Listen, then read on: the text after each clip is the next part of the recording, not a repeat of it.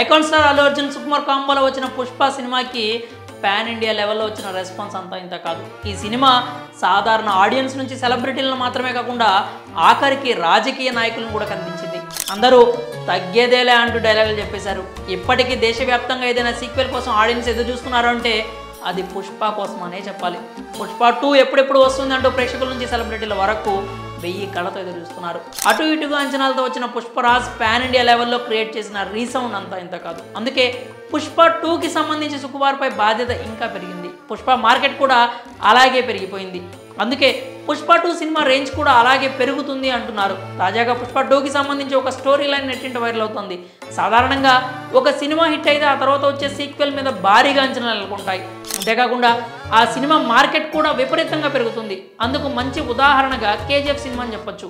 అలాగే ఒక హిట్ అయిన సినిమాకి సీక్వెల్ తీస్తున్నప్పుడు డైరెక్టర్ మీద కూడా అంతే ఒత్తిడి బాధ్యత కూడా ఉంటాయి. దానిని సుకుమార్ పక్కా ప్రణాళికతో హ్యాండిల్ చేస్తున్నట్టు తెలుస్తోంది. నిజానికి అసలు కథ పుష్ప రూల్లోనే ఉంటుందని అందరికీ తెలిసిందే.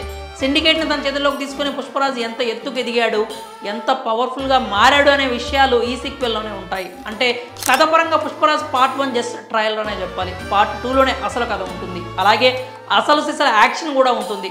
అలాంటి కథను సుకుమార్ అంత సింపుల్గా అయితే తీయడు. పుష్ప సినిమా కథని జపాన్లో జరిగే పెళ్లి వేడుకతో సుకుమార్ స్టార్ట్ చేశాడు. అక్కడ ఎర్రచందనానికి ఉండే డిమాండ్ గురించి ఒక ఉదాహరణ చెప్పాడు. ఎగుమతి అవుతున్న మన దగ్గరే ఇన్ని గ్యాంగులు, ఇన్ని రాజకీయాలు, ఇన్ని గొడవలు జరుగుతుంటే అంత డిమాండ్ ఉన్న జపాన్లో జరగకుండా ఉంటాయా?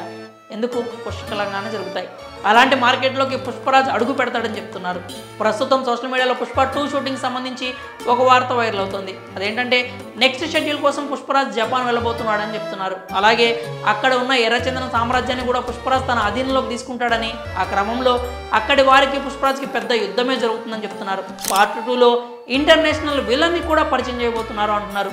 ఒక ఎర్రచందనం కూలీ నుంచి పుష్పరాజ్ని ఇంటర్నేషనల్ క్రిమినల్ స్థాయికి తీసుకెళ్తున్నాడంటే కథలో ట్విస్టులు, యాక్షన్ సీక్వెన్స్కు కొదవ ఉండదనే చెప్పాలి.